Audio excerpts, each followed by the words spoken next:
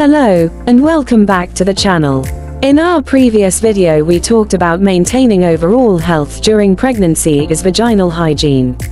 If you've recently given birth, congratulations on your new bundle of joy. While this is an exciting and joyful time, it's also a period of physical and emotional recovery for new mothers. One of the most important aspects of your postpartum journey is taking care of yourself, especially when it comes to healing and hygiene. In today's video, we'll be discussing everything you need to know about postpartum care, healing, and hygiene after childbirth to help you feel your best as you recover. After childbirth, your body undergoes a significant recovery process. Whether you had a vaginal birth or a cesarean section, your body will need time to heal. The first few weeks after childbirth are crucial for healing and adjusting to your new life as a mother. One of the key areas that require attention is postpartum hygiene. Good hygiene is essential not only for comfort but also for preventing infections and promoting overall healing. Let's start with one of the most important aspects of postpartum care, caring for the perineal area. After a vaginal birth, the perineum, the area between your vagina and anus, will have been stretched, and in some cases, it may have been torn or cut during delivery. This area can be quite tender, so it's essential to maintain good hygiene to prevent infections. The first step is to gently clean the area after using the toilet. Instead of wiping with toilet paper, which can irritate the area, use a peri bottle, a small squirt bottle, filled with warm water to rinse the perineum. You can use this bottle while sitting on the toilet to gently squirt water onto the area and pat it dry with a soft towel afterward. This helps to cleanse the area without causing further irritation or discomfort. If you have stitches from a tear or episiotomy, it's important to keep the area clean and dry to promote healing.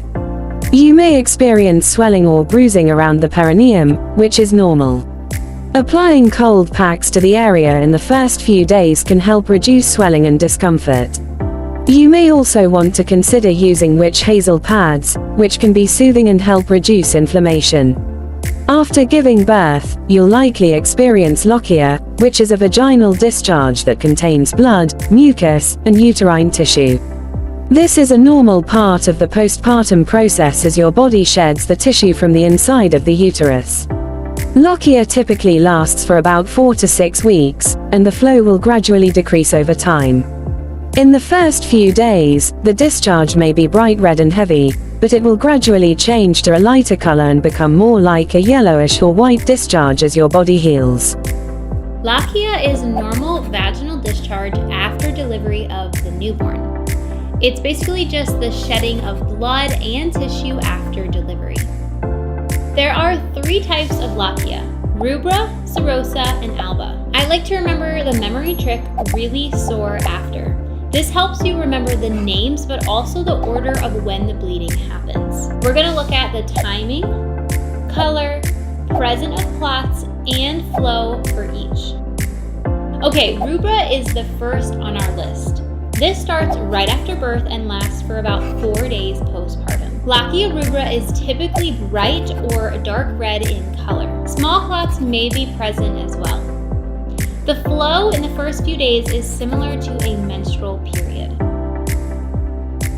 Okay, next is lochia serosa. This is typically seen 4 to 10 days postpartum. The color of serosa is typically pinkish brown, and it has little to no clotting. The flow is much lighter than seen in lochia rubra. Okay, next is lochia alba. This is seen around 10 to 28 days postpartum, but can last up to 6 weeks postpartum.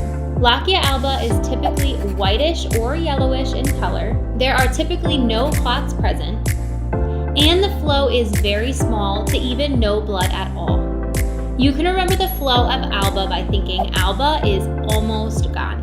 Okay, some facts to know about lochia is that the flow should be decreasing each day postpartum. Another fact is that when the woman is lying down, blood may pool in the uterus. So when she gets up, it may gush out. But note, this does not mean she is hemorrhaging. Another thing about lochia is it tends to increase while walking and breastfeeding. Okay, let's talk about signs of an infection. Endometritis is an infection in the lining of the uterus. Signs and symptoms of this could be a lochia that has a foul odor, lochia that has purulent discharge, a fever greater than 104 Fahrenheit, and abdominal tenderness. Okay, now let's talk about signs of postpartum hemorrhage relating to lochia. Soaking a pad in less than an hour may indicate hemorrhage. Passing several and frequent clots that are larger than a nickel may also indicate hemorrhage. All right, let's review. You can remember the order of lochia by remembering the mnemonic, really sore after. Rubra is typically seen from birth to 4 days and is bright or dark red with small clots. Serosa is typically seen 4 to 10 days postpartum and is pinkish brownish in color with little to no clotting. Alba is anywhere from 10 to 28 days postpartum but can last up to 6 weeks. It's whitish yellowish with little to no blood and no clots.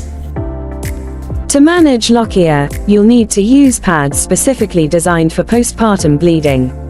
Avoid using tampons during this time, as they can increase the risk of infection. Opt for sanitary pads that are absorbent, comfortable, and easy to change. Change your pad frequently, every 4 to 6 hours, to maintain cleanliness and prevent the buildup of bacteria.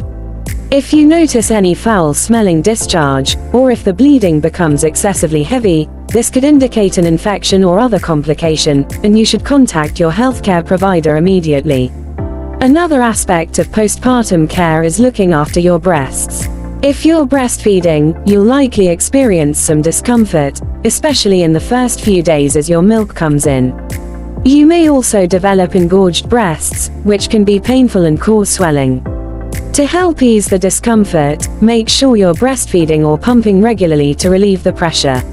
Warm compresses can help alleviate engorgement, and cold compresses can provide relief from swelling and inflammation.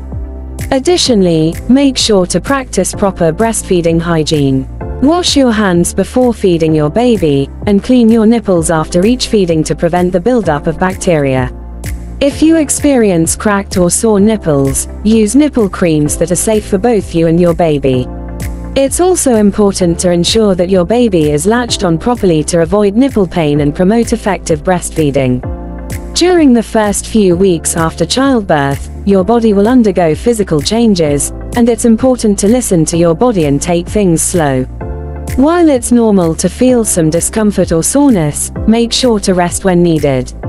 Avoid heavy lifting, and try not to engage in strenuous activities until your healthcare provider gives you the go-ahead, usually around 6 weeks after delivery. Hydration is also essential for postpartum healing. Drinking plenty of water will help flush out toxins, support breastfeeding, and keep you hydrated as your body recovers. It's easy to forget about your own needs while caring for a newborn, but make sure to take care of yourself by staying well hydrated, eating nourishing foods, and getting as much rest as you can. Mental health is another crucial aspect of postpartum care. While focusing on physical healing, don't forget to care for your emotional well-being. Many new mothers experience a range of emotions after childbirth, from excitement to exhaustion, and even feelings of sadness or anxiety. Postpartum depression, PPD, can affect some women, and it's important to reach out to a healthcare professional if you're experiencing symptoms of PPD, such as feelings of hopelessness, irritability, or difficulty bonding with your baby. Finally, remember to keep your follow-up appointments with your healthcare provider. These checkups are an important part of postpartum care, as they allow your doctor to monitor your recovery, address any concerns you may have, and provide support as you adjust to motherhood. To sum up, postpartum care is all about giving your body time to heal while maintaining good hygiene to avoid infections.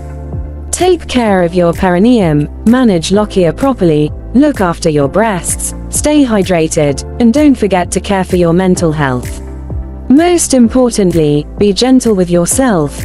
Healing takes time, and every new mother deserves to feel supported, both physically and emotionally, as they recover from childbirth. Thank you so much for watching. I hope this video has given you some helpful insights into postpartum care and hygiene. If you found this video useful, don't forget to like, share, and subscribe to the channel. Leave any questions or comments you have below, and I'll be happy to respond. Take care of yourself, and I'll see you in the next video.